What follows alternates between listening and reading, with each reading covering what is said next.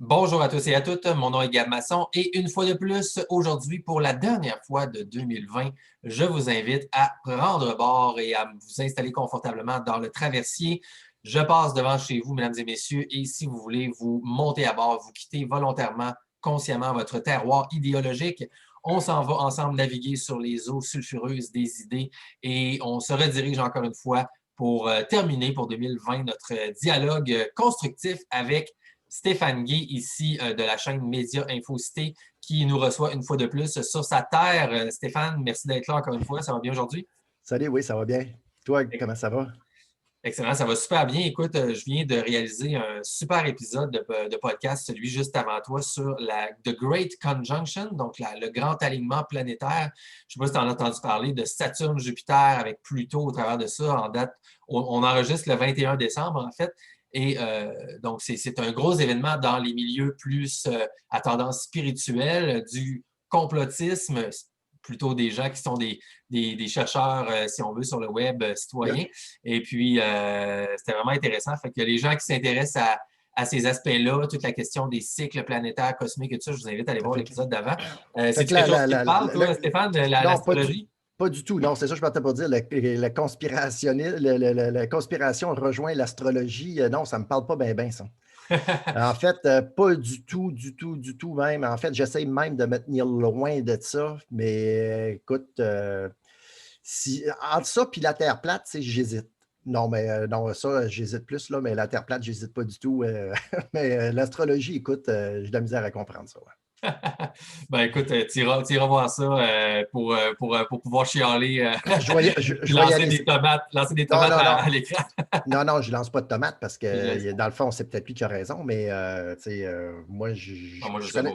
je connais rien là-dedans. Je connais rien là-dedans. Je peux pas me prononcer, mais ça me parle pas. Tu sais.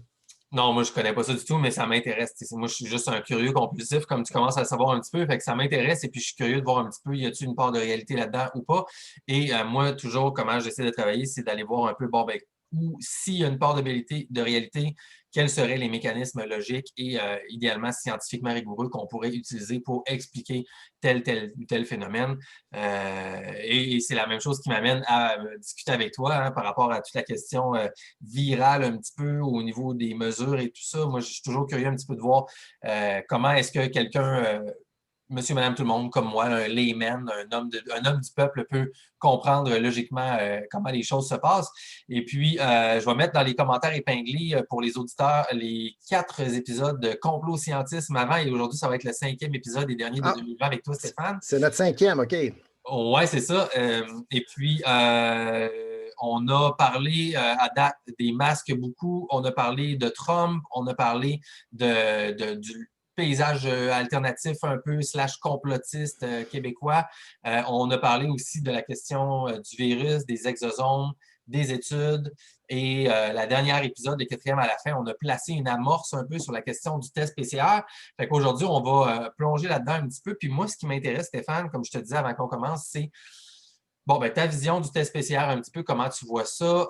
Il y a la question des anticorps, mais je ne pense pas qu'on va aller là-dedans. Aujourd'hui, on va se concentrer plus sur la question PCR, les faux positifs, faux négatifs, la qualité des tests, l'utilité des tests en lien avec les amorces et lier tout ça avec la question du génome du virus, qui, moi, c'est là-dessus qu'on s'ostinait un peu il y a une couple de mois Oui.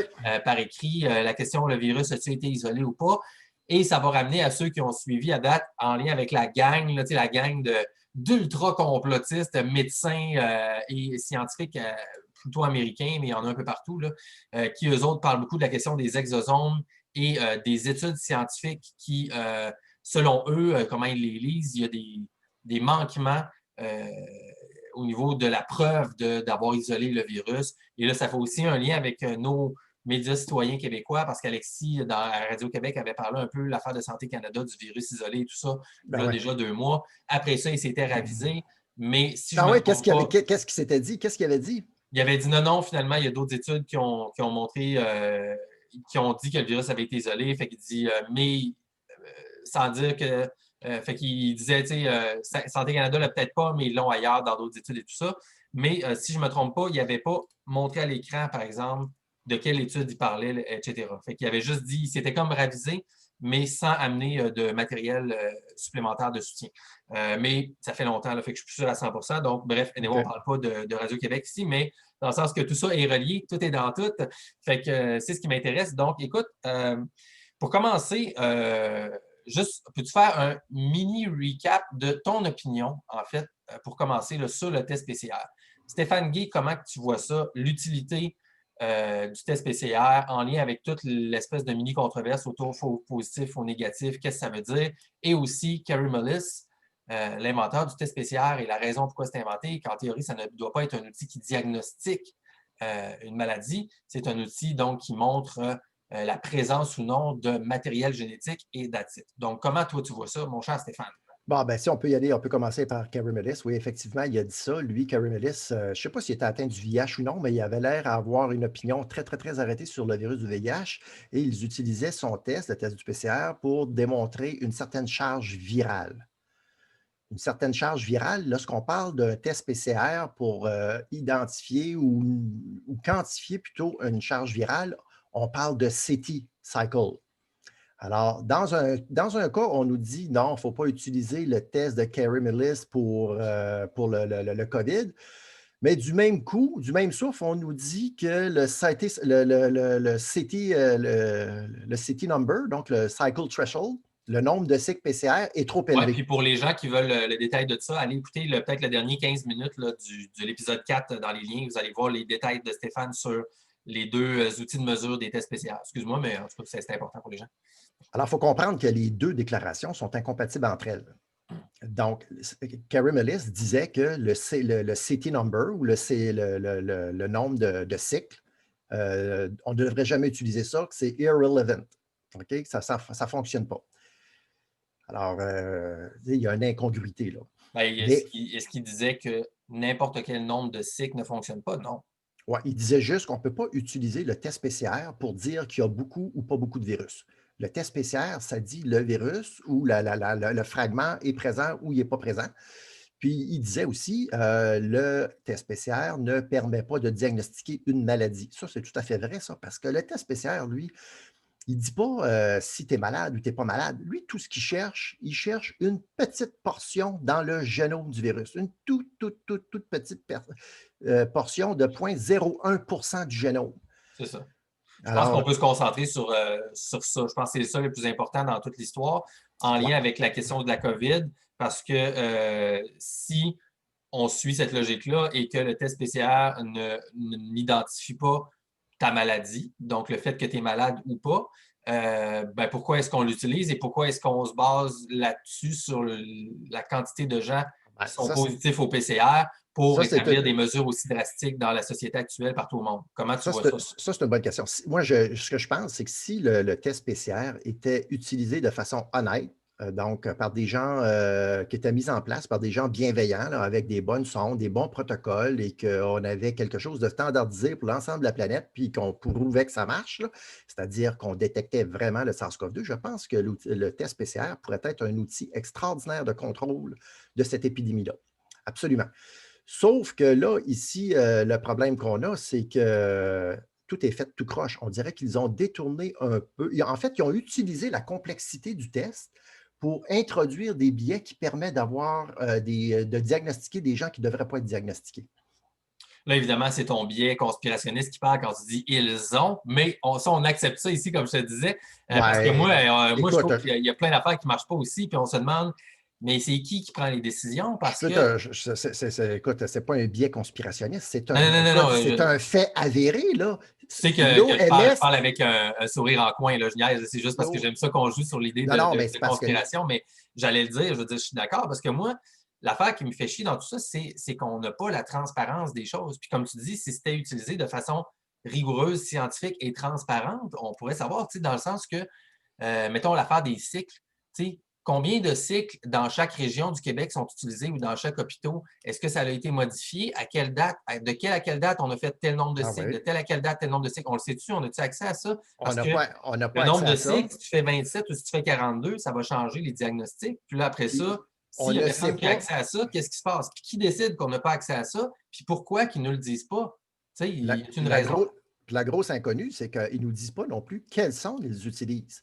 faut leur faire confiance qu'ils utilisent des sondes spécifiques au SARS-CoV-2, alors que l'OMS nous dit que les sondes, eux autres, ils proposent là des sondes, puis quand on les garoche pour les screener contre toutes sortes de coronavirus, les coronavirus qui infectent normalement les humains, ça allume. Donc, les sondes de l'OMS, peut-être que ce n'est pas ces sondes-là qu'on utilise, Mais on le sait pas. mais on ne le sait pas, puis ils ne nous le disent pas. Puis ça, Oui. c'est une étude qui est publiée, là. Ça a été publié, je pense, que c'est cet été, ça, que l'OMS, ben, c'était peut-être pas des bonnes sondes hein, qu'ils nous proposent. Alors, nous, on a tendance à suivre quand même pas mal l'OMS dans nos décisions. Et moi, ça m'inquiète. Mais encore là, comme je t'ai dit la dernière fois, ce n'est pas suffisant pour expliquer la flambée de cas. Tu sais, ce n'est pas suffisant. Alors, ben, bon, Alors, pour parlons de, répondre à une autre parlons de de, tes questions, là, parce qu'il y a une autre question que tu m'avais posée. Alors, pourquoi est-ce qu'on utilise le test PCR? Puis, vas-y. c'est un bon outil diagnostic. Exact, parce que justement, parce que la flambée de cas, bon, ben, c'est Mhm. justement relié à ça, là. Donc, qu'est-ce qui explique la flambée de cas? Est-ce que Ben, le test spécial, c'est bon pour ça, là, tu sais? tout vient du fait que ce virus-là se propage parmi les asymptomatiques. Alors, si tu n'es pas malade, mais que tu peux rendre. Donc, toi, là, moi, là, j'ai mon niveau de vitamine D, là, il est optimal. Je prends du zinc, je prends de la vitamine C, je prends du sélénium, du magnésium. Je fais l'exercice. Je pense que mon système immunitaire est boosté de façon adéquate. Donc, je mets les chances de mon côté d'avoir du virus, puis de ne pas développer de symptômes, puis d'être malade. Sauf qu'il y a un nombre d'études qui démontrent que même ces gens-là ont suffisamment de charge virale pour distribuer puis infecter les gens. Bien, c'est ça Donc, l'affaire. Puis là, c'est là que ça devient touché parce que si tout ça repose sur le même modèle, qu'est-ce qui détermine dans ces études-là la charge virale et comment est-ce qu'on sait qu'à telle ligne, il y a une charge virale minimale qui fait que les gens n'ont pas de symptômes, mais qui peuvent quand même le donner aux autres? Surtout en lien avec l'étude, ben là, on ne l'a pas relu, là, puis, je ne veux pas te remettre là-dessus, mais l'étude, mettons, de Wuhan, qui avait évalué 10 millions de personnes parmi leurs contacts, puis que leur conclusion, c'était qu'il n'y a pas de transmission asymptomatique. Fait que, il y a des messages contradictoires dans tout ça. Et là, c'est l'outil, le test ouais. PCR, qui est utilisé Mais pour faire toute la chose dont tu parles. le gros bon sens, là, on veut, là c'est à peu près, là, je ne sais pas c'est quoi, ils ne nous le disent pas non plus, là, mais la proportion de gens qui sont infectés, qui sont asymptomatiques, bon, ça varie entre 50 et 90. Donc, Basé sur l'utilisation du test PCR. basé sur l'utilisation du test PCR. C'est ça. Donc, comment expliquer? Puis on sait que le test, là, il fait des faux positifs, puis tout ça. Sauf que, Je veux qu'on en parle aussi de ça. admettons qu'on a, puis le faux positif, on devrait dire plutôt des faux contagieux ou des personnes positives non contagieuses. Alors, comment Ben, expliquer ça dépend. Oublions le mot contagieux. Je pense que tu as faux négatif. Dans le test spécial, tu as faux négatif, tu as faux positif. Ouais, ben, si tu veux Euh, aller comme ça, il va falloir qu'on définisse comme il faut ce que veut dire faux positif, parce que dans la tête des gens, j'aimerais ça un qu'on. faux positif n'est pas du tout celui que tu penses. Exact. Ben, j'aimerais ça qu'on le prenne, parce que le temps, parce que c'est super important. Et comment moi j'ai fini par le comprendre. Puis on reviendra à toute la question asymptomatique et tout après. Puis je veux que tu me corriges en fait à ce moment-là. Right? Tu prends le test, ton test PCR de base, OK, Ouais. qui est là ici. Pour avoir, mettons, un nombre de faux positifs ou de faux négatifs, ben, il faut que tu aies, par exemple, 1000 personnes qui vont être testés avec ton test PCR de base. Donc, les autres que tu es sûr à 100 mettons, qui ont le SARS-CoV-2. Donc, là, tu les prends. Ensuite de ça, tu vas avoir tes 1000 personnes qui vont être diagnostiquées positifs et que tu confirmes avec d'autres méthodes qu'ils sont effectivement bien positifs. Ça, c'est ton étalon d'or. Et ensuite de ça, tu vas avoir 1000 autres personnes dans deux groupes. Mettons, 1000 personnes qu'eux autres, tu sais euh, qui sont négatifs, par exemple. Donc, eux autres, tu sais qu'ils ne l'ont pas. Donc, tu refais le test avec, mettons, ces 1000 personnes-là. Et si tu en as là-dedans, tu as 5 mettons, ou 10 qui le test donne positif, mais que tu sais par d'autres méthodes qui sont négatifs, eh bien là, ça te donne un nombre de faux positifs là-dessus. Right? Donc, de mettons Ouais. 5 ou 10 Et à l'inverse, tu prends une autre population qui, eux autres, tu sais, donc, qui sont positifs, tu fais les 1000 personnes, et s'il y en a 30 là-dessus, mettons, qui tombent négatifs, mais que dans ton test de base, tu sais qu'il est efficace à 100 bien là, tu tombes avec un 30 de faux négatifs, mettons. Ça ressemble-tu un peu à ça?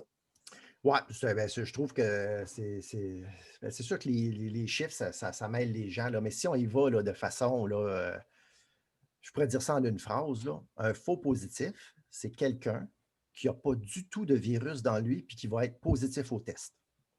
Mais il n'y a pas d'ARN viral du tout dans son corps. Donc, lui, c'est un vrai négatif.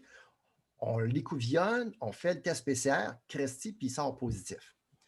C'est Alors, ça. ça, c'est à peu près, quand tu fais le test, ça, c'est à peu près, là, ça dépend des tests, ça dépend de toutes sortes d'affaires, mais c'est à peu près 5 en général, pas pour le COVID, là, mais en général, quand Oui, tu mais fais un c'est test ça PCR. l'affaire. C'est que c'est ça qui est important. Puis c'est là que je veux qu'on aille là-dedans. Puis même si on rentre dans un cahier de lapin, ça ne me dérange pas parce que c'est ça l'affaire, c'est qu'il faut. Oui, c'est important. Tu ne peux pas être en général. Chaque test est supposé être précis. Il faut que pour déterminer ton pourcentage de faux positifs ou faux négatifs, chaque test doit avoir été comparé à son étalon d'or. OK? Ben, en C'est-à-dire fait, que pour déterminer ton nombre de faux ouais, ben, positifs ou de faux en fait, négatifs, ce qu'ils mettons que tu font, en as 100 au début, il ouais, faut ouais, que mais dans tes 100 personnes au début, il faut que tu aies été prendre le virus de ces 100 personnes-là. Il faut que non, tu non, non, saches non, qu'il l'aille. non, non, ça ne marche plus de même, là. Ça ne marche pas de Ben, même, ça, là, ça ne marche pas non, de même. mais c'est ça, mais Ce qu'ils pourquoi ça ne font, marche pas de même? ça serait impossible. Ça serait impossible de faire. Ça prendrait une éternité pour tester une population. Alors là, ce qu'ils font, c'est qu'ils prennent un ARN viral ils prennent du vrai virus, OK? L'ARN de vrai virus, juste une extraction. Donc, ça, c'est le contrôle positif. Ils le mettent Ah, dans un ben là, pour tube. ça, il faut que tu aies le virus isolé, Ben extrait, oui, purifié. C'est ben de oui, ça. ben Puis oui. là, mais tu vois, tout est Mais, lié. Mais c'est ça qui est important parce que. oui, mais ils font ça dans tous les tests de laboratoire, là. Ils mettent de la vraie ARN virale, d'un vrai virus là, qui ont extrait, qui ont séquencé, puis qui savent que ce virus-là, là, ils mettent ça dans un tube. Dans l'autre tube à côté, ils mettent toutes les mêmes choses, sauf l'ARN viral. Donc là, tu as un contrôle positif ici, puis tu as un contrôle négatif là. Puis après ça, tu as tous les échantillons des patients que tu as ramassés. Si ton contrôle positif allume positif, puis que ton contrôle négatif n'allume pas, alors tu es en voiture, tes échantillons sont valides. OK? Alors, quand tout ça, c'est fait à chaque fois que tu pars, tu payes sur ta machine pour cycler tous tes échantillons, il faut que tu ailles ces deux contrôles-là. C'est obligatoire. Si tu ne fais pas ça, je ne peux pas croire qu'un technicien de laboratoire pourrait réaliser ces tests-là sans faire ça. C'est la base. C'est la base. Tu ne peux pas absolument rien conclure si tu ne fais pas ça. Sinon, tout est invalide, il faut que tu recommences. Ceci étant dit, excuse-moi, ceci étant dit, même si ton positif allume positif, ton négatif n'allume pas, tu as 100 échantillons de patients testés. Malgré ça, typiquement, dans un échantillon, dans le PCR, il va te donner 5 donc tu vas avoir 5 personnes qui vont allumer, mettons, tu mets 100 négatif, tu as ton contrôle positif, tu as ton contrôle négatif, tu mets 100 négatifs que tu connais, que tu sais pertinemment qu'ils sont bien négatifs, tu devrais, en principe, statistiquement, en avoir 5 qui allument positif. Alors, si tu réfères à ton étude japonaise ou chinoise, là, où ils avaient testé 10 millions de Wuhanais puis qui se sont aperçus, quand tu fais ces calculs-là, ben, tu aurais dû arriver à 5 de 5 millions qui auraient testé positif. Mais en réalité, ce n'est pas ça qu'ils font. Parce que quand tu testes positif, ils reprennent tous les patients testés positifs, ils les retestent une deuxième fois. Alors là, tu passes de 95 à 99,7 de spécificité. Donc là, tu élimines un paquet de faux positifs de cette façon-là. Ça, c'est la façon honnête faite par des techniciens compétents avec un protocole qui a été fourni par des gens bienveillants. C'est comme ça que ça marche un test PCR. Ça, c'est. Sauf que là, ce qu'on nous apprend, c'est que les sondes ne sont pas spécifiques et que les gens allument positif. Et lorsqu'on prend le bout qui est allumé positif, puis qu'on le séquence, on s'aperçoit que ce n'est même pas du virus SARS-CoV-2, c'est autre chose, dans 40 des cas. Alors là, ça fait beaucoup, beaucoup de faux positifs. Alors, mais là, ça ne fonctionne pas comme ça parce que dans l'étude que tu as dit à Wuhan, il n'y avait même pas 0,01 je pense, de positifs dans la gang. Alors que le test est beaucoup plus imprécis que les résultats de l'étude de Wuhan. C'est ça que ça ne marche pas. OK.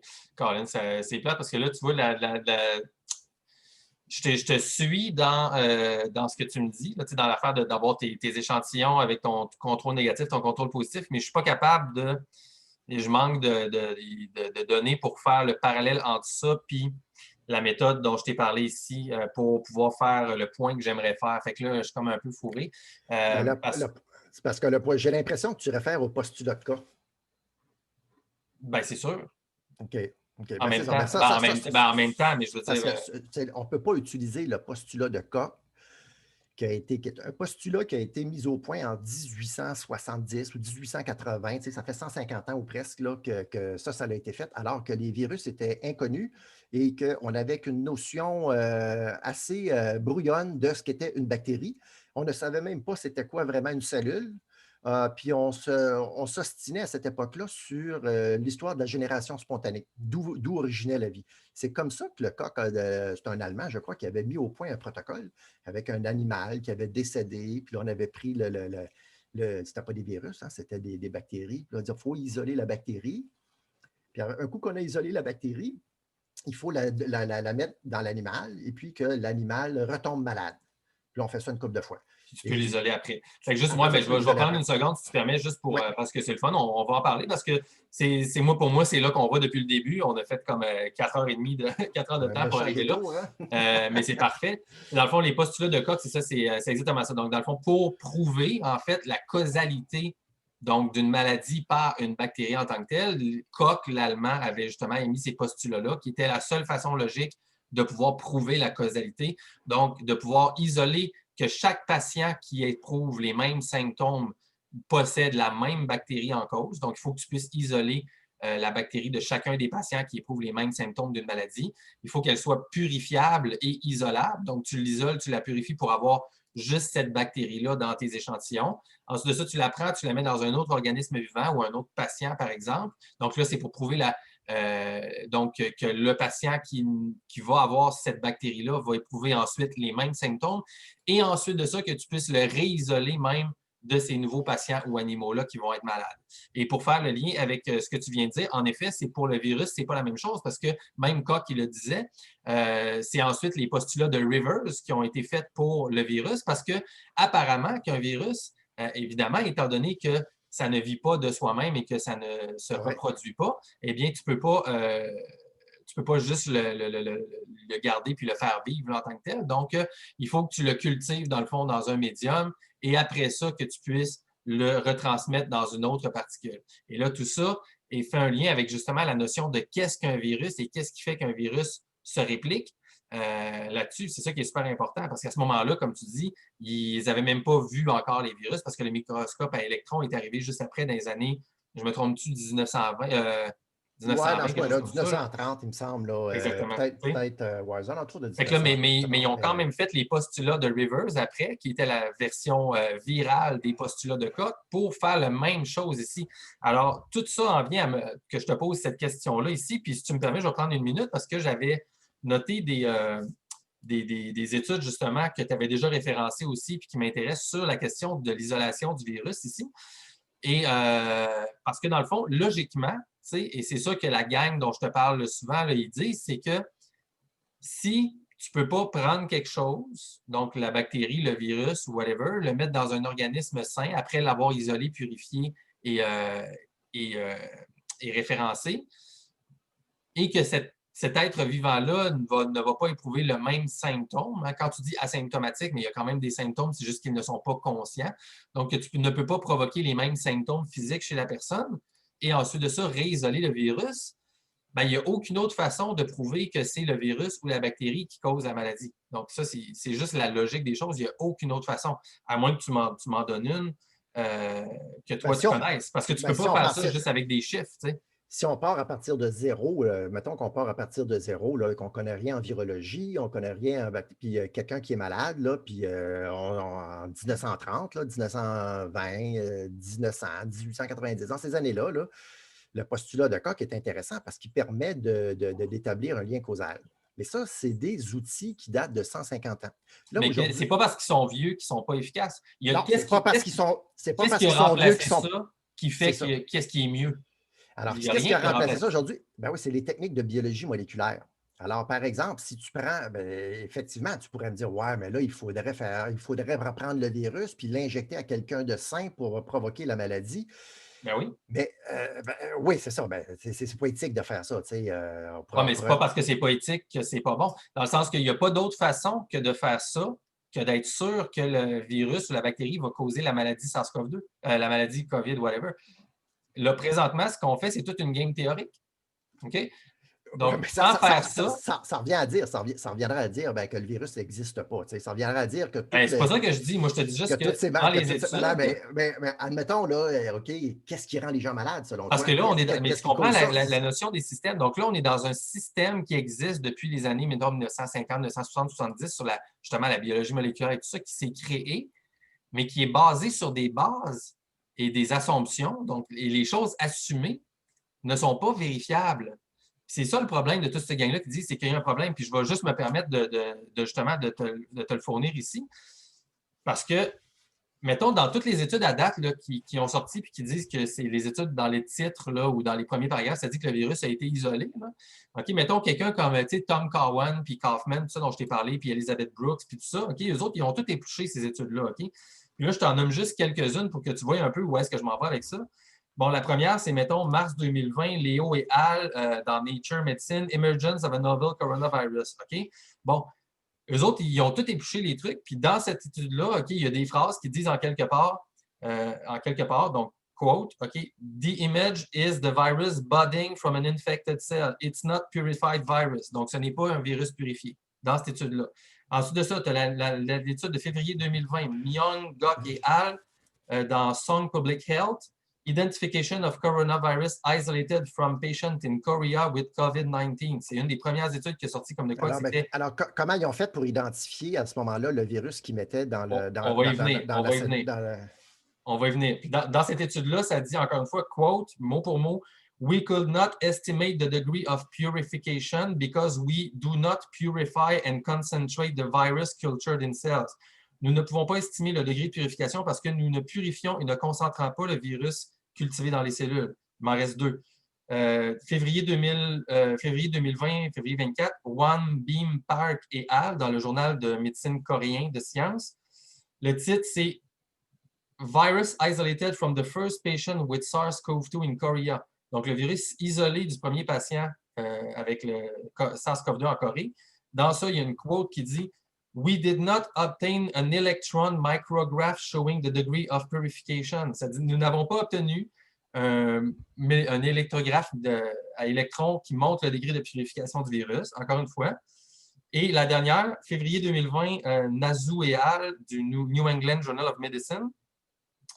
Le titre, c'est Novel Coronavirus from Patients with Pneumonia in China 2019. Puis il y a une quote là-dedans qui dit We show an image of sedimented virus particles, not purified ones. Donc, nous montrons une image de particules sédimentées du virus, pas du virus purifié.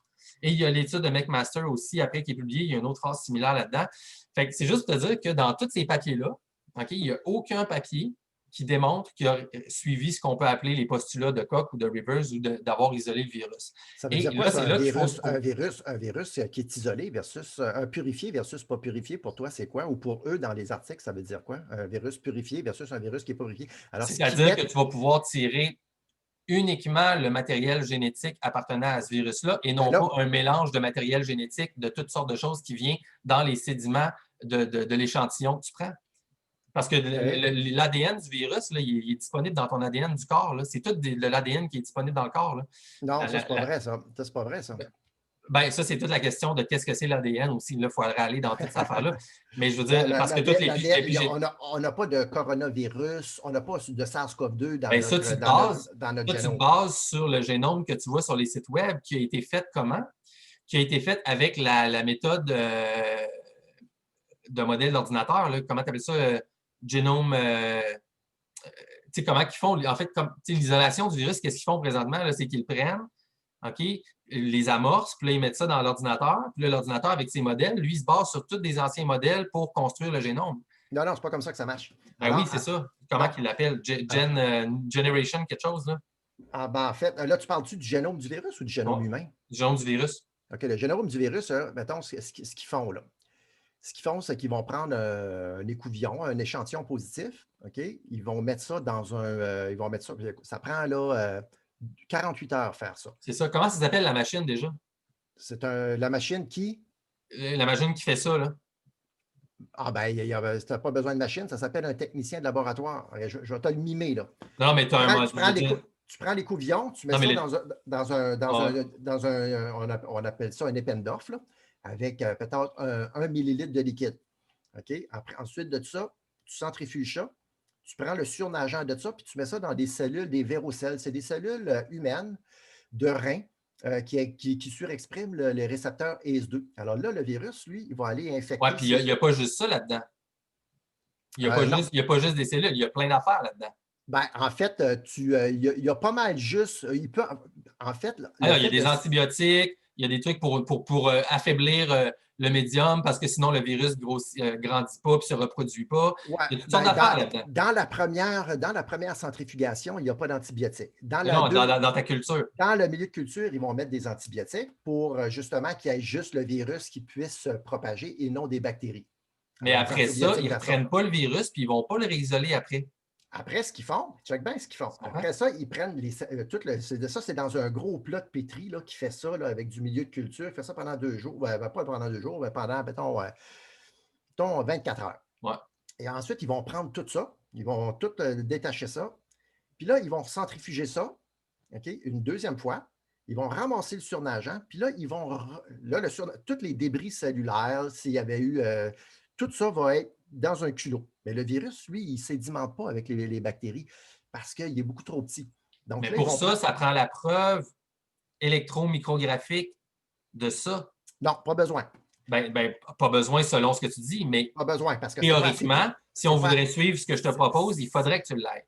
Non, je vais t'expliquer pourquoi. Parce que, en fait, c'est comme si tu me dirais, c'est qu'est-ce qui est le mieux? Es-tu mieux d'avoir une empreinte digitale d'une personne ou d'avoir une photo prise tout embrouillée pour identifier une personne? Moi, je vais te dire, tu es bien mieux que l'empreinte digitale. Là, tu es en train de me dire, non, non, la photo, c'est correct. Non, non, il faut aller à l'empreinte digitale. Alors là tu as le virus qui est dans ton surnageant. Là, tu vas centrifuger ça, c'est 100 à 150 000 RPM. Tu vas faire ça pendant 2 heures. 2 heures. Là, toutes les particules virales, là, tu vas avoir un petit culot blanc. OK? Dans le culot blanc, là, après ça, tu vides ton surnageant. Il n'y a plus rien dans le surnageant. C'est du milieu avec des molécules nutritives, des antibiotiques, amoxicilline, toutes ces affaires-là qu'ils mettent dedans. Là, ton virus est dans le culot. Là, tu vas prendre 500 microlitres, donc un demi-millilitre. Tu vas tout défaire ça d'une solution tamponnée. Là, tu vas avoir un virus qui est concentré. Mais il n'est pas dit que tu ne pourrais pas avoir un autre virus. Il n'est pas dit que tu ne pourrais pas avoir d'autres choses. OK? Parce que là, il n'est pas purifié. On peut s'entendre que c'est 99,999 % du SARS-CoV-2 parce que c'est une cellule qui était faite, qui était designée pour faire ça. Mais tu ne peux pas en être sûr. Alors là, ce que tu fais, c'est que tu vas aller extraire l'ARN de ça. Ça en prend quand même pas mal de virus pour extraire l'ARN. Puis, ensuite de ça, tu vas mettre ça dans une machine qui va séquencer ça. Là, tu as différentes façons de séquencer. C'est ça, c'est important. C'est ça que je te demandais tantôt. La machine qui va séquencer ça. C'est quoi cette machine-là? Le nom, ça s'appelle un séquenceur automatique. Oui. Puis, qu'est-ce qu'elle fait, cette machine-là? Cette machine-là, ça dépend de la méthode que tu utilises. Elle va séquencer bout par bout chacun des. Alors, tu vas y mettre une amorce qui va commencer à synthétiser. Puis là, il va y avoir un codon, un nucléotide modifié qui, quand il va être incorporé, il va arrêter. Il va arrêter. Puis là, comme ça, il y a des milliards de molécules, tu vas faire migrer ça, puis tu vas suivre la migration de toutes ces longueurs de différentes-là. Puis à chaque longueur, cette longueur-là est capable de différencier au nucléotide près. Donc, c'est comme ça que tu reconstitues une séquence. Oui, exact. Mais là, c'est important, ça, parce que cette machine-là, là, toutes ces séquences-là sont pas, c'est pas le génome complet, ne sont pas bout à bout dans le génome de 30 000 nucléotides du truc.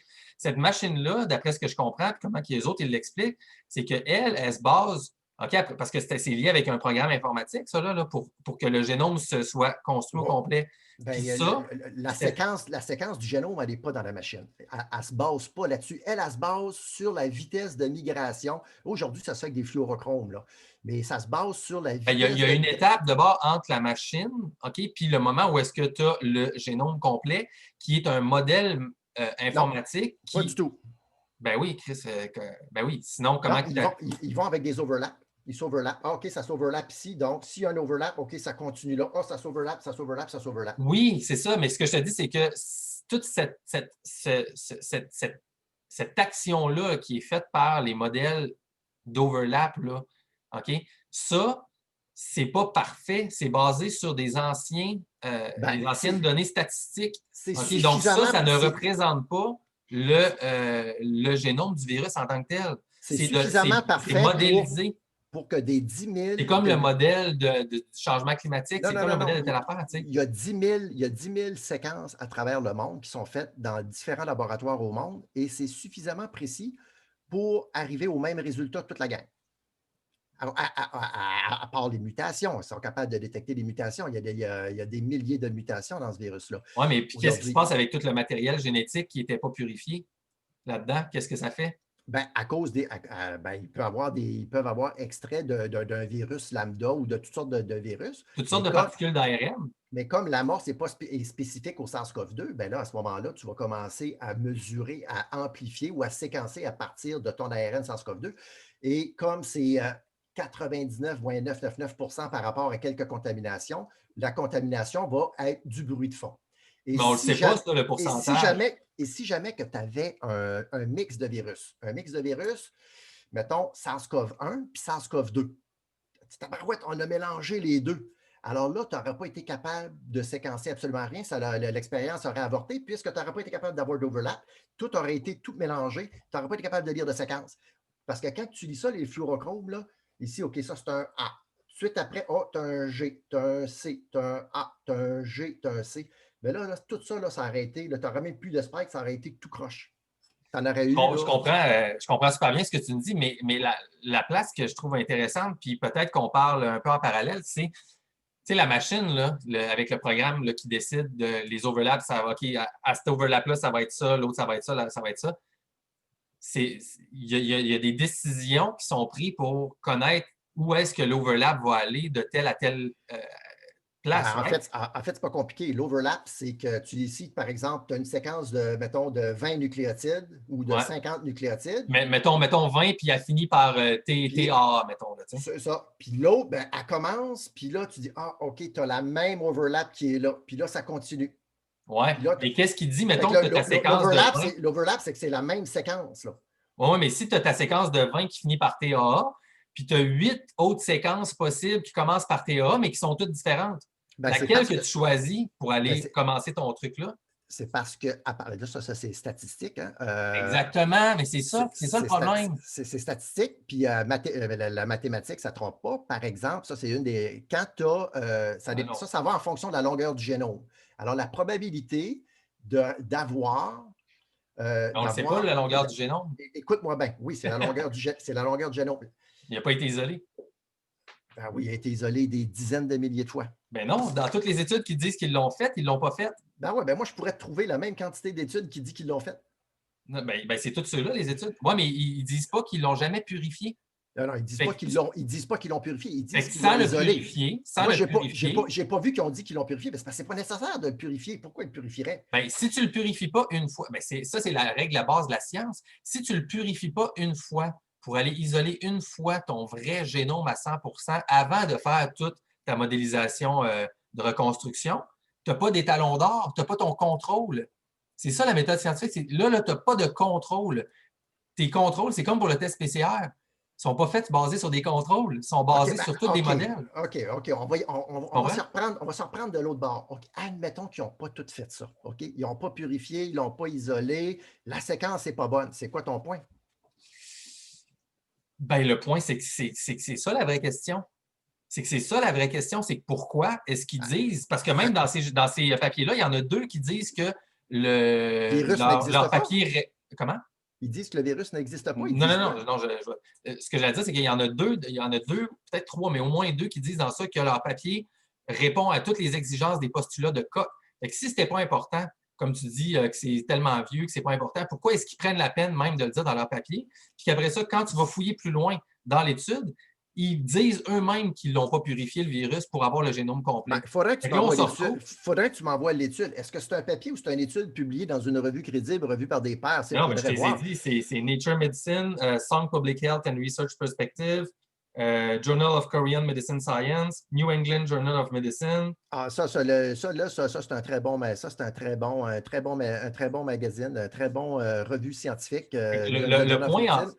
le Et New eux, ils England. disent, puis eux, les auteurs là-dedans, ils disent que c'est important que ça correspond au postulat de cas. Ben, ils disent pas que c'est important, ils disent que leur papier répond à toutes les exigences du postulat de cas, qui est encore une base utilisée OK. malgré tout, comme de quoi qu'on doit prouver la causalité de quelque chose. Ben, Mais l'affaire, c'est que si c'était une base qui était utilisée, écoute, on le verrait souvent, ça, le postulat de cas. Là. ben, c'est ça la question. Le postulat de cas, tu ne peux même pas l'appliquer aujourd'hui avec un virus mortel comme le COVID parce que ça ne serait pas éthique de le faire. Tu sais. Ah, tu ne peux pas faire ça. Tu sais. Qui va accepter de se faire infecter pour voir si le Non, virus est mais mortel? il faut faire les animaux, on s'entend.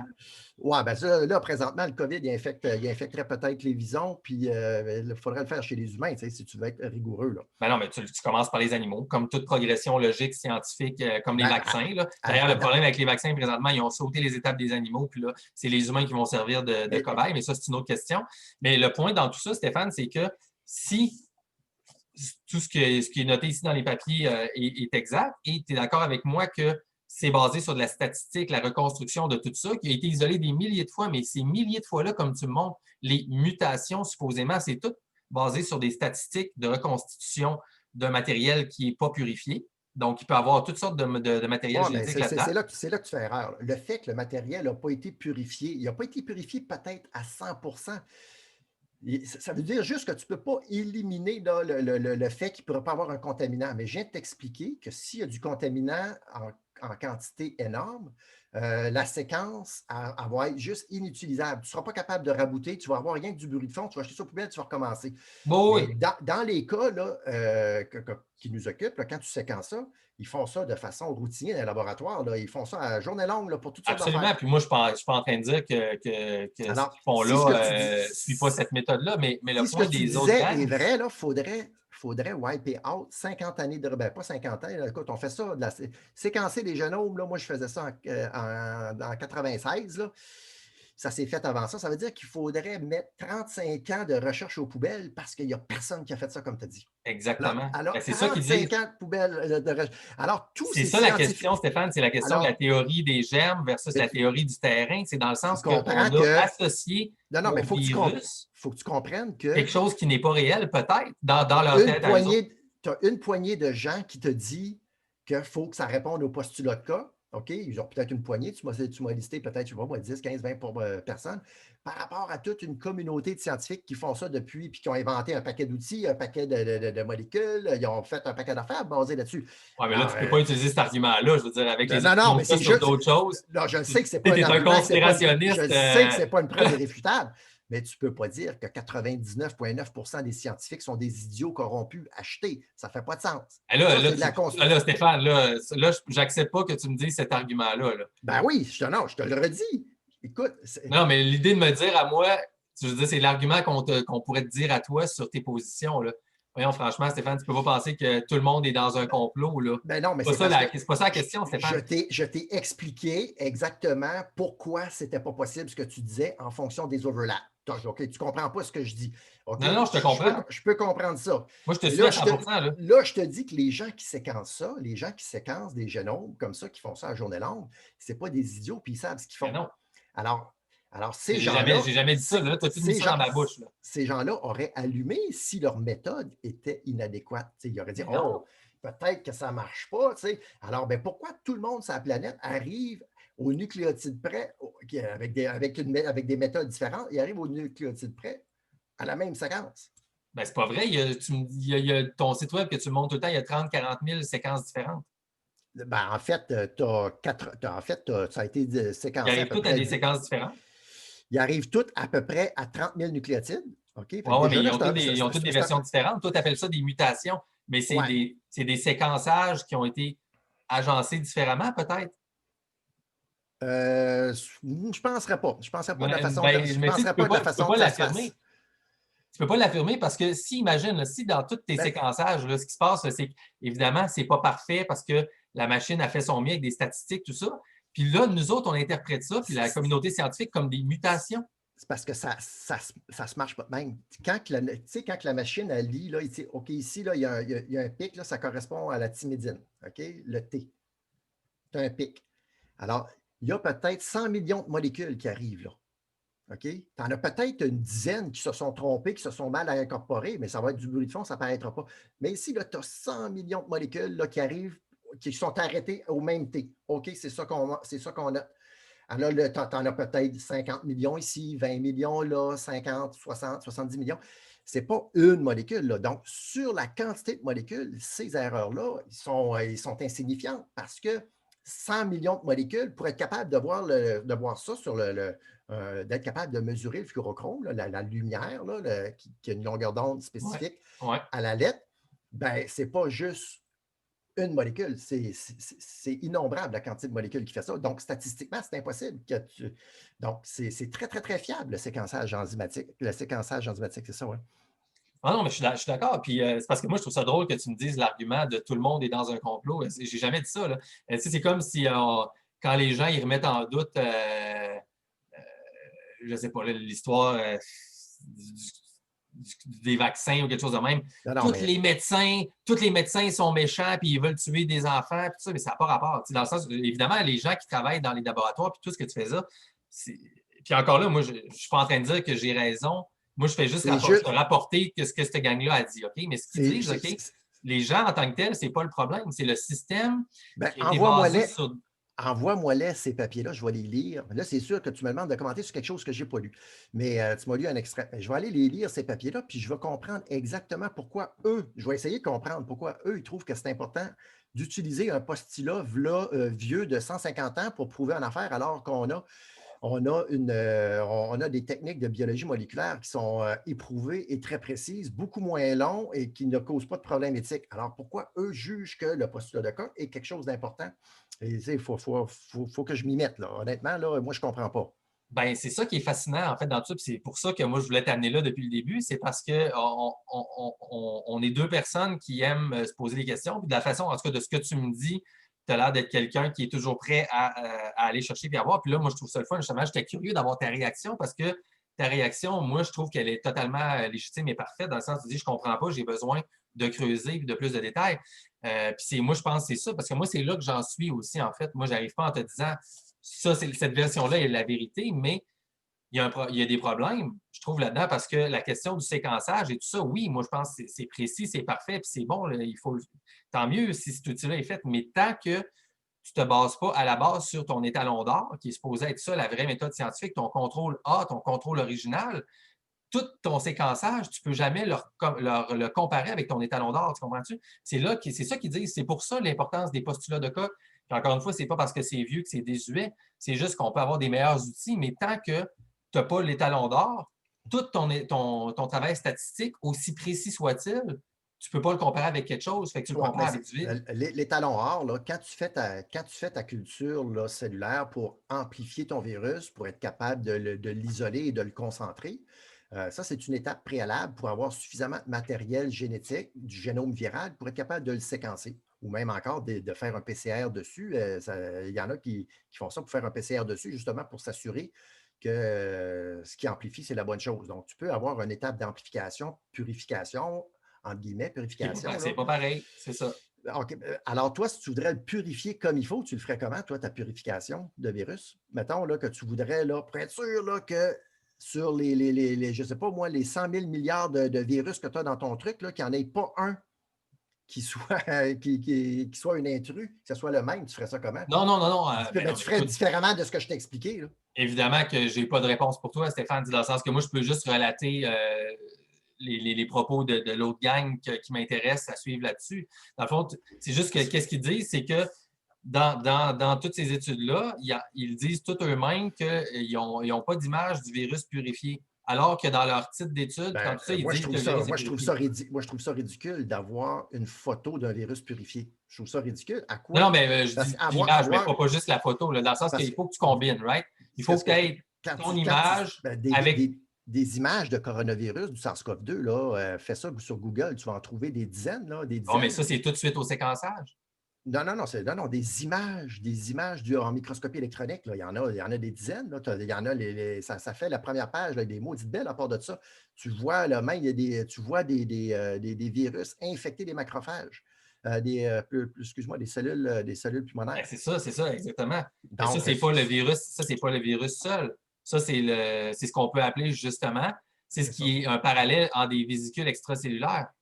Et c'est tout ça l'affaire. Puis c'est là les liens avec Non, la non, non, question non, non, des non. exosomes et tout ça, Les tu comprends? exosomes, là, oublie ça, là, les exosomes, oublie ça, mon homme. Ben Ça n'a non, pas rapport. tu peux pas. Tu peux Ça n'a pas. pas rapport. Ah oui, il faut que tu oublies ça. Les exosomes, Ben là, voyons, oublier ça. ben, Qu'est-ce que tu veux dire par là, oublier ça? parce que les exosomes, là, ne créent pas la maladie du COVID. OK? C'est le virus, le SARS-CoV-2, qui crée la maladie du COVID, prouvé par du séquençage enzymatique, par des virus qui ont été isolés et purifiés à 99,99 Moi, je te dis pas qu'il n'y a pas de et maladie les, ou rien de ça, là. OK? et les exosomes, il faut que tu me répondes à une question. Il faut que tu me répondes à une question. Pourquoi que dans la séquence des exosomes, on découvre des séquences pour la T7, pour une RNA polymérase qui permet justement d'amplifier l'ARN du virus? Alors, pourquoi un exosome aurait une enzyme qui permet de se répliquer lui-même alors que c'est une caractéristique intrinsèque d'un virus? Ben là, ça ne fait pas de sens. Ben, c'est pas ça la même Et affaire. l'autre, non, ben non, c'est pas, ben, OK, c'est la même affaire. Alors, à ce Ben, je moment-là, sais pas, je te pose la question. moi, ce que j'appelle un virus, toi, tu appelles ça un exosome, sauf que la nature du virus est exogène et dans la nature d'un exosome, dans nos définitions, est endogène. Alors, Endogène, exogène, qu'est-ce que tu veux dire par là? exogène vient de l'extérieur, puis endogène vient de notre génome. Bon, ben, c'est Donc, ça. Fait que là, c'est la question de la contagion. Right? c'est ça. Alors, un Alors là, exosome. c'est ça qu'il faut regarder, Stéphane, parce que dans l'histoire scientifique, encore une fois, si on va dans la littérature, ils n'ont pas prouvé nulle part la contagion. Si on oublie les études là, Ah, ben ça, c'est ça que tu dis, toi, là. Mais non, épistémologiques, non. ben, Ah, non, non, écoute, je rapporte, encore une fois, oui. j'ai une liste d'études sur de langue qui disent que ce virus-là se transmet par. Ils peuvent le dire, aérosol, aéroporté, tout ça. Mais C'est en ça, ouais. 1918, mettons, l'étude qu'ils ont faite, là, que tu dis, mettons, c'est pas éthique, OK? En 1918, la Spanish flu, là, OK, la seule fois, je pense, qu'ils ont fait ces études-là, puis encore une fois, c'est eux autres qui l'ont trouvé, la gang à Kaufman, puis tout ça. OK, ils ont pris des. Oups, t'es-tu encore là ou. Ouais, ouais, je suis là, c'est beau. OK, parfait. Tu me dis, c'est un problème. Ils ont pris des prisonniers, OK, de guerre et tout ça, puis ils leur ont offert, en l'échange de leur donner la liberté, de participer à une étude pour la Spanish flu. Puis ils ont fait tous les tests de contagion possibles. OK, donc ils les ont mis avec des gens qui étaient contagieux, porteurs du virus, en tout cas qui avaient les symptômes et tout ça. Tousser d'en face, cracher, boire la morve, etc. Ils ont même fait ça sur des chevaux dans une autre étude. Ils ont mis les sacs avec des snottes de virus Ah dedans, ouais? en tout cas de gens infectés. Puis jamais que les gens euh, qui ont reçu les sécrétions et tout ça sont tombés malades. OK. Okay? Donc, et ça et c'était pas éthique, mais c'était éthique dans le sens que c'était des prisonniers qui Ouais, ont accepté. mais quelle Okay? conclusion tu tires de ça? Ben, je te dis juste que cette étude-là, qui est la seule en son genre, d'après ce que je comprends des recherches que les autres ont faites, publiées, n'a pas prouvé la contagiosité par proximité, que ce soit aéroporté, par gouttelette ou par aéré. Ah, Je vais ben, juste te dire ça. OK? tu peux prouver ça aussi avec le SARS-CoV-2 dans plein d'expériences, mais tu peux aussi prouver le contraire. Ben, ça veut dire que tu n'as pas la conclusion officielle, right? Donc, il faut Non, rester agnostique. en fait, ça revient à dire, OK, moi, je cherche une aiguille dans une botte de foin. OK? OK? Toi, tu passes en premier, tu ne trouves pas l'aiguille, tu conclus, non, l'aiguille n'existe pas. Moi, j'arrive, je la trouve, je te dis, l'aiguille existe. Qui a raison? C'est moi ou c'est toi? C'est lui qui trouve l'aiguille. Alors, Non, non, non. Moi, j'avais tort de dire qu'elle n'existe pas. J'aurais dû dire je ne l'ai pas trouvée. Exactement. Alors, tu l'as pas trouvé. Alors, à partir du moment où la personne la trouve, dire OK, l'aiguille existe, je peux dire qu'elle existe. Alors, Ouais. les expériences qui sont faites avec les coronavirus, animaux, humains, plein d'études démontrent que, par exemple, dans les cas des visons, que le virus est aérien, est aérosolisé parce que ça s'est propagé comme une traînée de poudre alors qu'il n'y avait même pas de Ouais, mais ça, contact c'est entre juste eux. épidémiologique. C'est juste les cas. C'est épidémiologique, c'est Fait que ça. tu ne peux pas prouver le mécanisme. C'est ça que je te dis. Ben, en fait, tu ne peux pas trouver le mécanisme. Écoute, mettons, tu as deux animaux, ils sont séparés, OK, mais l'air se mélange. Lui est malade, lui, il ne l'est pas. Après quelques jours, lui devient malade. OK, fait que là, tu regardes, il y a du Ça ne virus prouve dedans. pas. Ben, ça ne prouve pas. Ça prouve que l'environnement, OK, autour de ces deux-là est potentiellement propice à propager les symptômes, Ouais, mais mais ça ne prouve pas qu'il y a un virus qui a sauté dans une gouttelette, qui est allé au bord de la vitre, puis qui est allé dedans, puis que là, il s'est répliqué, etc., ben, par un mécanisme. le virus serait arrivé comment, selon toi? Ben, c'est ça la question des exosomes et de la résonance. Ben oui, OK, mais c'est ça l'affaire. oublie ça, les exosomes. Les exosomes ne peuvent pas coder pour une ARN polymérase. Les ARN polymérases, ce sont des enzymes qui permettent à un ARN de s'auto-répliquer pour faire un paquet de petits bébés. Alors, Non, mais mettons le un virus. exosome, puisque c'est endogène et que c'est excrété par nos propres cellules pour communiquer de l'information avec les cellules voisines, c'est pas fait pour être excrété là, par la toux ou en parlant. Oui, mais qu'est-ce qui Ben, dit qu'il ils n'y a pas n'ont pas besoin. d'exosome? Ils n'ont Qu'est-ce qui pas dit qu'il n'y a pas besoin de. d'exosome dans des gouttelettes? Il y en a des exosomes dans des gouttelettes. Je ne sais pas. Extracellulaires, OK, Je ne sais pas. ça peut aller dans ta salive, tes exosomes. Là.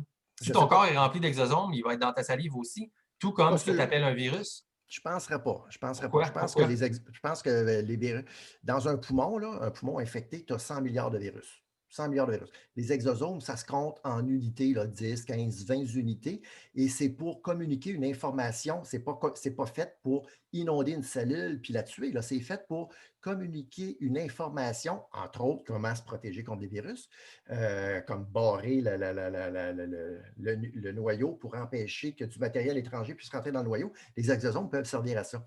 Mais comme ça vient du génome de la cellule humaine, okay? L'exosome, là, l'ADN provient de notre propre génome. Okay? Alors, tu ne devrais pas retrouver une ARN polymérase dans notre exosome ou une ADN polymérase, puisque, d'ailleurs, dans un exosome, il me semble que c'est de l'ADN, ce n'est pas de l'ARN, puisqu'il n'y a pas besoin de s'auto-répliquer, c'est nos propres cellules qui les génèrent à souhait comme ça, selon des programmations extrêmement régulées. Alors qu'un virus, c'est pas ça.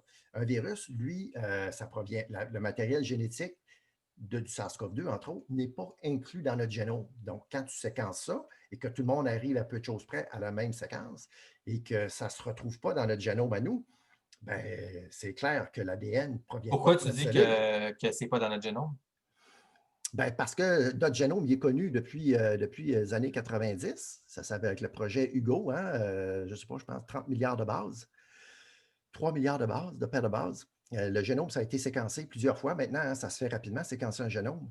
Et puis, on est capable, avec des outils comme BLAST, de prendre un génome ou une séquence et puis de la garrocher contre, puis de voir les appariements. Donc, s'il n'y aurait pas des overlaps.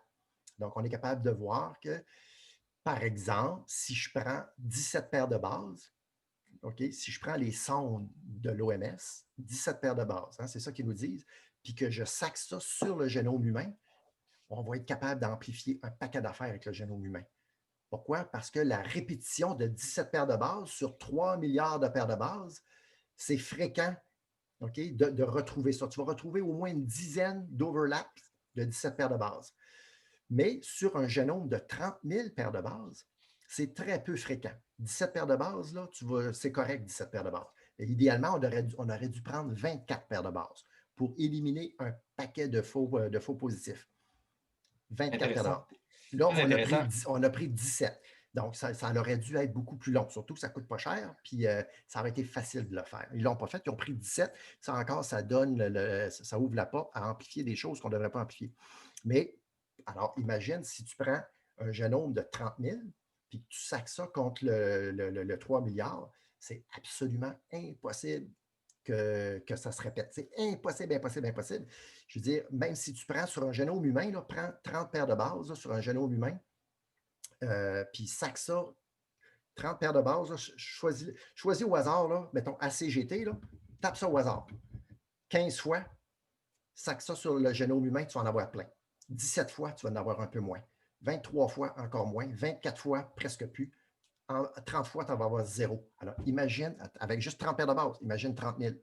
Alors, c'est comme ça qu'on est capable de dire qu'il n'y a absolument aucune trace de génome. Il peut y avoir des petites parties, tu sais, comme c'est comme ça que Jean-François Clich nous avait dit que le virus les 4 insertions VIH, c'était commun d'avoir ça dans tous les virus, ces 4 insertions de VIH-là, mais c'était juste des petits bouts de nucléotides. Alors, effectivement, tu prends ça dans tout l'ARN de n'importe quel génome de la papaye, de la chèvre humain, tu vas avoir ces mêmes séquences-là, tu vas les retrouver des dizaines de fois dans tous ces génomes-là. Mais la particularité du SARS-CoV-2, c'est l'endroit où ces insertions-là se situent. Ils ne sont pas distribués au hasard, sont distribués géographiquement, là, tridimensionnellement, dans des positions clés stratégiques pour augmenter l'efficacité de l'infection du virus. C'est ça Et qui est en ça train fait de tout un lien avec Luc Montagnier, puis ce qu'il avait dit au mois de C'est ça, mars déjà, là, quand c'est j'en ça. avais parlé, quand je faisais mes En Cosmo-Bulletins avril. à l'époque, Je pense qu'il est etc. sorti en avril quand il a dit ça, Montagnier, mais effectivement. Donc, c'est comme ça qu'on sait que les exosomes, c'est discrédité complètement d'emblée, cette piste-là. C'est absolument ahurissant. Ben, écoute, là, je trouve que tu fais des grosses conclusions quand même parce que Ah oui, écoute, ça, là, non, ça, ben, laisse-moi, entre juste ça puis pour, la Terre plate, là, je ne sais pas où je me situe. ben, tu te situes sur une terre, mais tu sais pas que Je ne sais pas quelle elle est à plate. plate en dessous de tes pieds. Moi je le dis, je dis, moi, j'ai jamais vu la Terre ronde. Fait que, Oui, oui. moi, je crois à la théorie, tu sais, je crois à la science qui nous le dit, mais je ne l'ai jamais vu, la boule, moi. Fait que, OK. ça fait du sens logiquement, tu sais, Fait on que se fie à ça. ça fait que dans, dans ce que tu dis qui est un exosome, là, il y a tout plein de protéines qui servent à fabriquer un virus qui ne sont pas inclus dans les exosomes. Et cet ARN-là, quand tu fais un blast, ne sort pas dans le génome humain. Donc, la seule conclusion logique possible, c'est que le matériel génétique, conséquence dans les virus, ne peut pas venir du génome humain. Donc, s'il n'y a pas de génome humain, comme les exosomes, il faut que ça vienne de d'autres choses. Alors, moi, je dis tout le temps, et si les exosomes, que tu dis exosomes, étaient tout simplement des virus, ça serait bien plus logique, bien plus facile, tu sais. Ben, ou à Ça, l'inverse. Mais c'est parce qu'on on résoudrait tous les dilemmes, là. Toutes les questions se répondraient d'eux-mêmes. Un, par exemple, un pourquoi peu, là, c'est parce que. que là, tu continues, mais là, laisse-moi répondre un peu. Mais à l'inverse, la phrase se dit à l'inverse aussi. Et si les virus dont toi tu parles étaient des exosomes? OK? Ben, Les deux se peuvent. Mais je vais juste. non, non, ça ne se peut pas. Ben Ça là, il peut, ça faudrait que peut, tu. ça peut, ça peut. OK. Ça peut. Laisse-moi dire deux phrases. Parce que dans le sens que, juste pour revenir à ce que tu disais tout à l'heure, OK, il y a deux, trois points là, que là, j'ai même de la misère à m'en rappeler parce que ça fait longtemps, mais la question du matériel génétique qui n'appartient pas à ce que tu dis, le génome humain dans les virus, OK? Ouais. Ça, encore une fois, on parle de tout ce qui a été séquencé depuis les dernières décennies et tout ça, right? On ne parle pas en tant que tel on parle de séquençage. Fait que là, ça revient à toute notre première 20 minutes de discussion là-dessus. Je suis d'accord avec toi, c'est précis, ça marche, mais encore une fois, si on n'a pas les talons d'or, c'est difficile d'avoir cette affirmation-là qui tient. Puis l'autre chose que je voulais revenir, c'est sur la question que tu as mentionnée. Tu as mentionné deux, trois affaires, mais tu n'avais pas l'air sûr. Puis je veux te reposer la question. Tu dis selon toi, les exosomes sont probablement juste à coût de 10 à l'unité, 1, 2, 3, mais ça, est-ce que tu m'affirmes ça, confirmé scientifiquement ou tout ça, ou c'est ton Ben, feeling? Right? Parce que c'est important, ça, là, ici. Là. écoute, Si, mettons, je vais aller là-dedans. Il y a une section de je vois pas, chapitre. excuse-moi, il est dans ta terre, je vois juste ta terre. Oh, OK. Il y a une section de chapitre là-dessus sur les exosomes. Je vais aller leur lire. Je l'avais Ben, lu, écoute, fais pas ça pour moi, mais, je mais l'avais lu, je l'avais lu ce printemps, mais ce que je ne me rappelle plus, oui, tu n'as pas besoin, tu sais, comme quand tu fais un CT count, là, un cycle threshold, tu es capable d'estimer la quantité de virus que dans un poumon. Un poumon infecté, dans son pic, c'est 100 milliards de virus. 100 milliards. T'as pas ou besoin d'exosomes. ben oui, tu n'as pas besoin d'avoir 100 milliards d'exosomes. Non, non, 100 mais milliards, c'est pas mal. si c'est la même chose, Ben tu as non, c'est 100 pas la même milliards chose. d'exosomes. Oui, ben c'est pas la même chose. Ben, ça, c'est ta conclusion, right? Mais c'est Ouais, non, c'est dans le paradigme. Mais ça, je il y a suis un. aussi Moi, ce que je certain veux que dire par là, c'est que je j'essaie suis de aussi voir. certain de ça, que ce n'est pas des exosomes. Je suis aussi certain de ça, le même degré de certitude de ça, que le virus a été créé en laboratoire et que la Terre est ronde. Pour moi, c'est le même degré de certitude. Je mets ça dans le Il est même à bucket. quoi, 70 à peu près que la Terre est ronde? 100%. Malade. Mais tu sais, merci beaucoup, Stéphane, d'accepter d'échanger là-dessus parce que moi, cette vision-là qu'eux autres, ils défendent me passionne. Je trouve ça super fascinant et j'essaie toujours de voir où est-ce qu'il y a un degré de, comme je te dis, de logique, de mécanisme, de réalité potentielle là-dessus. Et tu vois, en bout de ligne, je me dis, OK, mais mettons qu'on essaye que tout le monde ait raison en même temps. Là, est-ce que c'est juste une question de perception historique qu'on a juste mal fait sur qu'est-ce que c'est la virologie et qu'est-ce que c'est les virus? Bon, Si, par exemple, OK, que là, je fais juste, je suis pas en train de t'ostiner, là. Je fais juste non, non, c'est faire correct. une conclusion puis qu'on se dirige vers la fin, mais J'ai pas de problème avec ça, moi, qu'on si m'ostine. le. Ouais, ouais, je sais, mais je pense qu'on a fait nos deux points. Puis moi, en fait, c'est pas mon point. Je fais juste te mettre à l'épreuve un peu qu'est-ce que cette théorie-là dit. T'sais.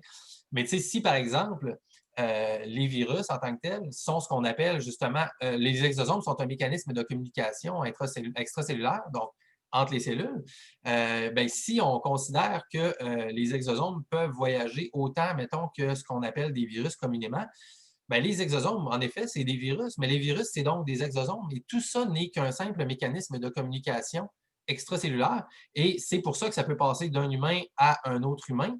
Mais ça n'a Et pas besoin de passer nécessairement par l'air. C'est ça la question. Puis là, il y a toute moi, la question de. tu sais, Je vais les juste. exosomes, c'est étudié, là, mais j'ai jamais lu. Si jamais que tu me trouves un article ou un papier qui démontre que les exosomes peuvent être excrétés et puis servir comme mécanisme de communication cellulaire interindividu, je ne te dis pas que c'est impossible.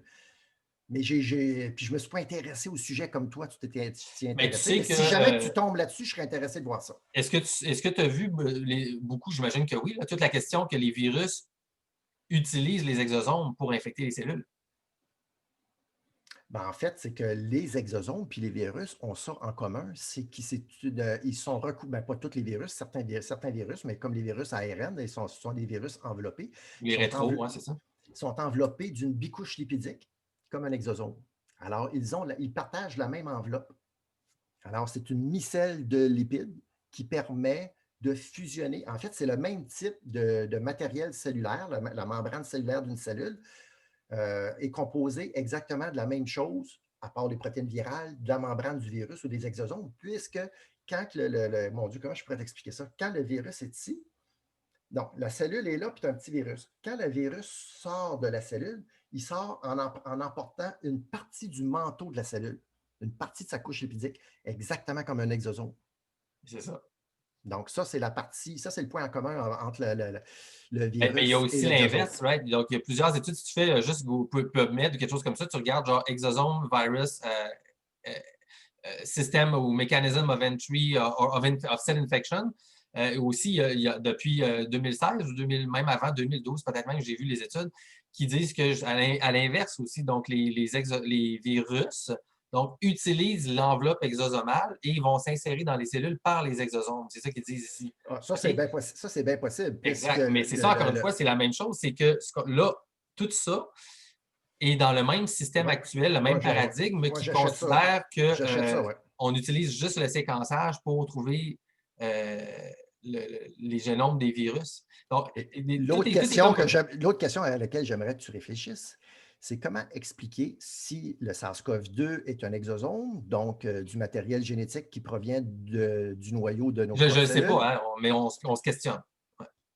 Ben, admettons qu'on accepte ça comme hypothèse. Comment expliquer que tout le monde, à travers, dans tous les pays du monde, à quelques nucléotides près, excréterait les mêmes exosomes, le même génome avec les mêmes caractéristiques? Ben, c'est là qu'il faut revenir. Je pense que c'était à notre deuxième complot scientisme que je te parlais. C'est la question de qu'est-ce qui provoque l'excrétion de matériel génétique et la transmission intracellulaire et interhumaine. Ouais, ben, Et il y là, il en y a a qui une vont dire, question physique et une question d'environnement. C'est il y ça en a qui vont dire, l'épigénie. c'est le 5G. C'est pas ça Il y que en je a, dis. Je te dis, c'est non, une non, mais il y en a question qui disent ça, c'est d'environnement. le 5G, ouais. Ben, il peut y avoir plusieurs facteurs environnementaux différents. Puis c'est pour ça que ce n'est pas la même proportion de gens malades avec les symptômes au nord de l'Italie et à Montréal qu'au lac Saint-Jean. Ben, mettons, si on oublie la question des tests spéciaux et des cas asymptomatiques, qu'au lac Saint-Jean, puis qu'au Brésil, puis que whatever, c'est que les environnements sont propices. Et puis là, ben, il y a peut-être des environnements où est-ce qu'il y a des facteurs similaires, où est-ce qu'il y a eu les plus gros foyers de gens malades avec des symptômes là-dessus, qui donc excrétaient plus de ça. Et donc, ça, c'est lié avec la tempête de cytokine aussi. Ouais. Moi, Et peu importe c'est quoi les facteurs, tu comprends? je préfère l'hypothèse, je préfère parce que ça, c'est une autre affaire. Ouais, tu viens d'apporter un bon point. L'autre question que je veux que tu m'apportes des réponses, si jamais qu'on se reparle en 2021, comment expliquer que des exosomes provoquent des tempêtes cytokines? C'est toi qui viens de le parler, là. Comment? Exact. Parce qu'une tempête cytokine, c'est un dérèglement du système immunitaire. Alors les exosomes, qui est du Ben, matériel, c'est une réaction parce que les exosomes, en fait, puis il y a même c'est des études aussi qui ont. un emballement du système immunitaire. Oui, Donc, exactement. Les les tempêtes de cellules, cytokine. Mais les les exosomes, il y a cellules, même des études aussi qui ont démontré que la peur fait excréter des exosomes, right? Donc, la Ouais, peur, ça, je ne le sais pas, tu mais je ne connais, serais pas surpris de ça. exactement. Donc, quand tu as, des facteurs environnementaux, que ce soit un stress comme la peur ou que ce soit des attaques environnementales multiples sur quelqu'un, donc ta personne va, avec son stress, va provoquer donc une émergence d'exosomes, donc des Ben oui, signalements pour que son corps réagisse. Mais exactement. là, c'est là qu'on en revient à ma vision à moi, qui est la Comme une santé infection virale. holistique. Oui, C'est que dans le sens que chaque individu est unique et tout ça. Et donc, les individus qui sont déjà en carence, qui sont déjà en problématique, en déficience de minéraux, qui sont déjà surstressés, qui sont déjà malades ou peu importe, ou en plus âgés, etc., eh bien, eux, donc les stress environnementaux qui provoquent des exosomes, ben, c'est qu'à un moment donné, le signalement est tellement fort chez un corps déjà affaibli que le corps c'est un choc du système immunitaire. donc le corps produirait des exosomes à partir de son propre ADN et que ça serait le même ADN que tout le monde produirait. Mais Ben là, là, on il ne ne le faut sait pas. pas parce qu'on ne le sait pas à cause du problème du séquençage puis qu'on n'a pas les talons d'or. Fait que ça, on ne le sait pas. OK. Ben, je ne sais pas. Moi, je te suis, j'ai ma logique. Je trouve que ma logique, Oui, ça tient. OK. Tu amènes des bons points que moi, je n'ai pas de réponse. Moi, la question que moi, une principale, mais tu l'avais déjà soulevé il y a une couple d'épisodes, moi, c'est Ouais. la question que tu dis qu'il y a quelque chose de spécifique dans les génomes viraux qui permettent de se répliquer. Donc, il y a des trucs spécifiques là-dessus qui ne sont pas dans les exosomes. Tu m'avais dit ça à Ben, 100. Mais ben est-ce que oui, tu c'est étais ça. sûr à 100 de ça? 100%. Si tu prends les ARN polymérases virales, là, tu prends par exemple l'ARN viral de n'importe quel virus. OK? Les virus qui infectent les animaux, les chiens, les chauves-souris, les humains, que ce soit du coronavirus, du virus HIV, virus de la rage, name it. OK? Tu vas prendre là, toutes ces ARN virales-là là, qui codent pour la RNA polymérase ou une DNA polymérase, et ils vont avoir là, un degré d'homologie très, très, très fort. Peut-être 70% d'homologie, donc presque identique. Pourquoi? Parce que tu ne peux pas prendre, par exemple, une voiture tu peux pas prendre une voiture pour passer l'aspirateur chez toi. Hein, mais tu peux prendre une voiture. Il y a plein de types de voitures, mais les types de voitures sont faits pour se déplacer. Et ces types de voitures-là, ils ont toutes quatre roues, un volant, ils ont toutes des portes, puis tu sais, même s'ils sont différentes au premier coup d'œil. Les RNA polymérases, c'est pareil. Okay? Ils font toutes la même chose, mais chaque virus a ses particularités. Alors, tu es capable d'avoir un degré d'homologie très, très, très fort, même si les virus sont totalement différents et qui infectent des animaux totalement différents. Pourquoi? Parce que tu ne peux pas dupliquer ou répliquer un ARN avec une protéine qui sert à complètement autre chose. Il faut que ça soit conçu pour faire ça. Ouais. En Or, effet, ces RNA polymérases-là ne sont pas reconnus dans le génome humain. Il n'y a pas d'homologie. Il n'y a pas d'homologie. Donc, d'aucune façon, on pourrait retrouver dans un exosome, avec notre contenu génétique, une RNA polymérase qui serait homologue parce que c'est trop différent. Puis, ben, il n'y a aucune raison dans un exosome, puisque ça provient de l'intérieur, de permettre de s'auto-répliquer. Parce qu'un exosome qui s'auto-réplique, là, ça devient pas mal comme un virus. ben, c'est ça. Mais en fait, les exosomes, étant donné que ça s'en va dans les autres cellules. Oui, Puis ensuite de ça, de la cellule, ça va à d'autres cellules. ça va dans l'autre cellule, mais ils n'ont pas besoin de s'auto-répliquer puisque la source est infinie. C'est notre propre génome qui les fournit. Donc, ils n'ont pas besoin d'auto-répliquer. Ça provient de nos noyaux de nos cellules. Alors qu'un virus, lui, Mais ça, c'est l'information. des choses que tu assumes, right? Oui. Un exosome, une des définitions d'un exosome, c'est que ça provient des noyaux de nos cellules. Ça, Non, c'est non, non, je certain. veux dire, tu assumes que c'est vraiment différent, que dans l'exosome, il n'y a aucune façon que l'exosome code pour se répliquer. Oui, c'est ça. Non, ça n'aura aucun bon sens. Alors, Mais, c'est parce comment tu. mais en fait, l'exosome, en tout cas, on va finir cette parenthèse-là, mais l'exosome, en termes de mécanisme de signalement de cellule à cellule, il s'en va d'une cellule à l'autre. Puis ensuite de ça, dans la cellule, il ne reste pas là, là. Oui, mais il n'y a aucune façon que l'exosome puisse coder pour une RNA polymérase virale. Mais là, tu vas me Sauf dire, si le là, virus, c'est la même chose. Ouais. on tourne en rond. Là, OK. tu vas me dire, ouais, l'ARN viral, mais là, tu n'as pas d'étalon rare, tu n'as pas de gold standard. C'est ça, Donc, c'est ton ça. ARN viral, tu le compares à quoi? Tu l'as inventé à partir de quoi? Tu sais? Fait que là, c'est sûr que là, c'est une discussion qui est sans issue là, à partir de ce moment-là. Tu sais. Ouais, exactement, exactement. Mais c'est fascinant, pareil. En tout cas, pour moi, je trouve ça fascinant parce que je veux dire, cette discussion qu'on a là, tu sais, ces gens qui l'ont là, c'est du monde vraiment bright, puis c'est là que ça se passe. Je veux dire, tu sais, je trouve qu'on arrive à une place où est-ce que évidemment, pour moi, je trouve qu'il y a un enjeu fondamental et extrêmement intéressant. De ton côté, je pense que tu trouves que tout ça est pas du tout important. Tu sais, je pense que tu crois au système comme il est Ben, présentement. ouais, Et moi, il j'ai est plus l'impression raisonnable qu'il y de a quelque dire chose que là. il est plus raisonnable de dire, à mon sens, avec mes connaissances, de ce que je connais, là, puis je pense que j'ai là-dessus, je pense pas que j'ai beaucoup de chances de me tromper. Il est plus raisonnable de dire que c'est vraiment un virus que de dire que c'est un exosome. Alors, pour moi, Sauf si c'est la même chose. je te l'ai déjà dit, pour moi, dire à un microbiologiste qu'un virus, c'est des exosomes, c'est comme dire à un astronome que la Terre est plate. Ouais, ouais, ouais. C'est à peu près la même chose. Malade. Mais je suis content au bout de ce qu'on a fait, Stéphane. Moi, j'ai trouvé ça super intéressant jusqu'à date aujourd'hui. Puis, tu sais, Ouais. honnêtement, je pourrais te parler pendant des heures et des heures. Je trouve qu'on pourrait s'amuser sur Bon, bien ben, des affaires là-dessus. Puis, j'ai trouvé ça super le fun. envoie-moi tes 5 études, là, je vais aller checker ça, là, parce que je suis bien surpris que des gens en apparence très intelligents, allumés, qui publient dans le New England Journal of Medicine, font allusion au postulat de Koch, et je voudrais savoir pourquoi ils font ça. Alors, ça m'intéresse de savoir ça. Surtout celui-là du NSJB, mais envoie-moi le tout, je Ben, vais moi, les je peux lire. juste t'envoyer les titres des articles et tout ça. Parce que moi, encore une fois, tu sais, je te l'ai dit plusieurs fois, puis je l'ai dit aujourd'hui, tu sais, moi, je te rapporte ce que ceux qui lisent les études et tout ça relèvent Ah, d'important. OK. Ils Ben moi, font tout ça. je vais aller lire l'article pour bien comprendre les tenants aboutissants, pour essayer de comprendre ce que tu m'as dit, parce que, tu sais, c'est pas faux ce que tu as dit, là, mais c'est quand même surprenant que quelqu'un accorde de l'importance à un postulat qui date de 135 ans pour, si tu veux prouver qu'un virus existe ou pas.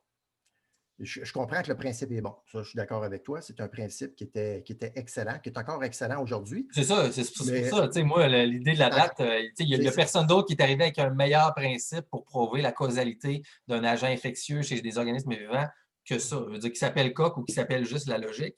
Je veux dire, quand, comme dit quelqu'un, je pense que c'est Cowan, il disait si tu veux prouver qu'une balle de ping-pong est capable de lancer de défoncer un mur de briques, mettons, je veux dire, il faut que tu aies la balle de ping-pong isolée, purifiée, puis que tu la lances sur un mur de briques et que le mur de briques tombe, puis que tu le vois. Ça te prend la photo, ça te prend l'image, ça te prend le contexte, dans le sens que si tu vas en quelque part, puis que tu vois qu'il y a des briques effondrées, tout ça, avec des morceaux de balles de ping-pong dedans, puis que tu as aussi des morceaux de bombes de AK-47, puis de bombes, tout ça, puis que tu prends un petit morceau de la balle de ping-pong, puis tu dis, garde, j'ai les morceaux ici, là, la balle de ping-pong, elle a défoncé le mur ici. Il n'y a personne qui ouais, va considérer que c'est une preuve. Même si tu prends tous les morceaux, tu dis, gars, bon, ça overlap un peu, là, mais gars, je suis capable de te reconstruire la balle de ping-pong ouais, ouais. ici. C'est ça qui a défait le mur ici, tu comprends-tu?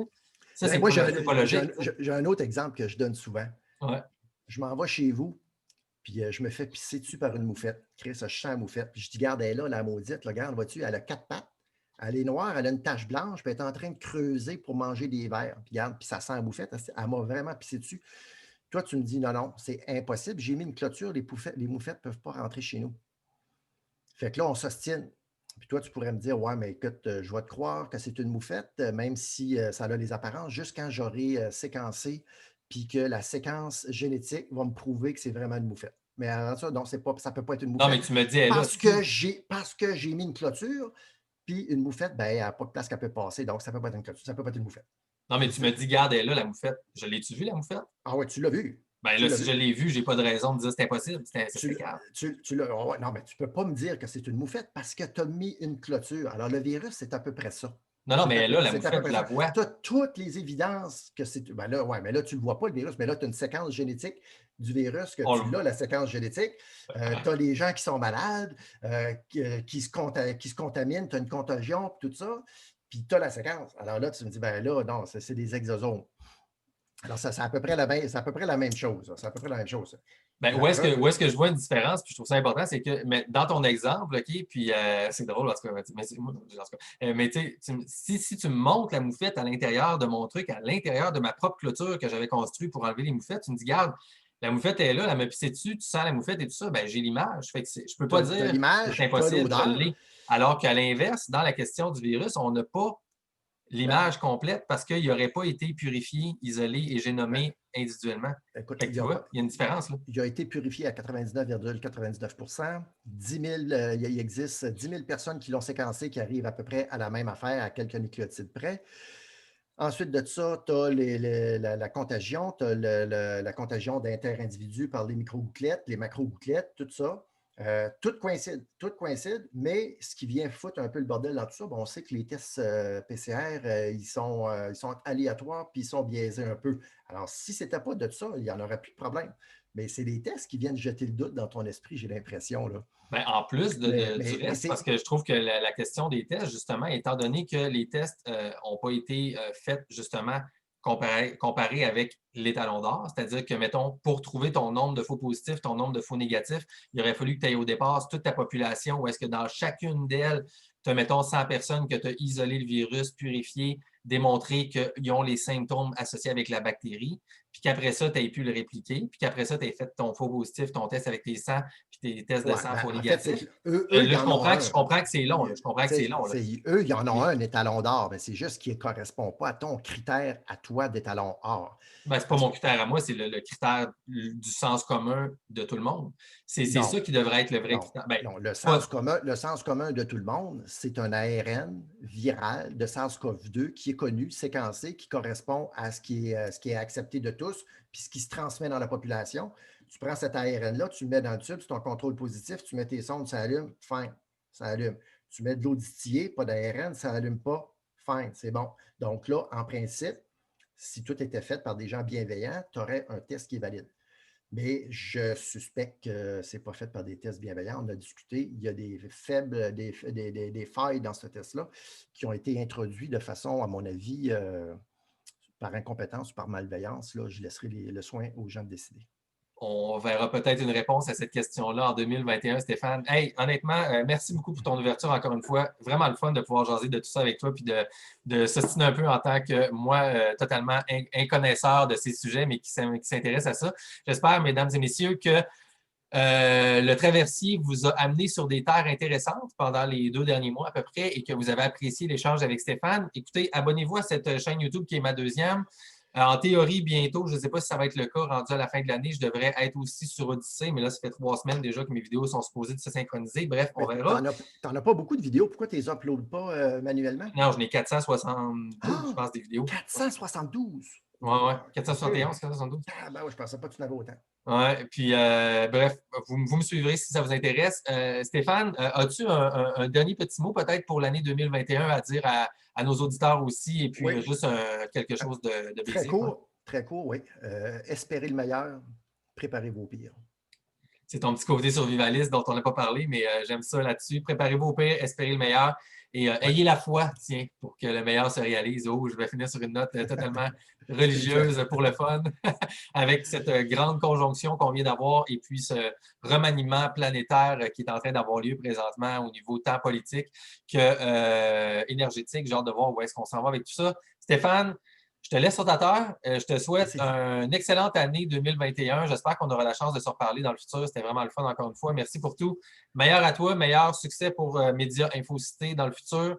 Et puis, encore une fois, mesdames et messieurs, si vous avez apprécié Stéphane, allez vous abonner à ses chaînes qui vont être dans les commentaires et descriptions. Et Partagez puis, la vidéo. Hein? partagez la vidéo, bien sûr, Bien évidemment, sûr. si ça vous chante. Bonne année à tout le monde. Je vous souhaite que 2021 soit rempli de joie, de succès et de réalisation de vos propres rêves et objectifs pour vos vies. Paix tout le monde. Venez-vous-en, rembarquez dans le traversier. Je m'en vais vous dropper chacun dans vos petites bulles de confort et on se reverra quand on se reverra. C'était Gab Masson pour le traversier. Ciao tout le monde. Salut Stéphane.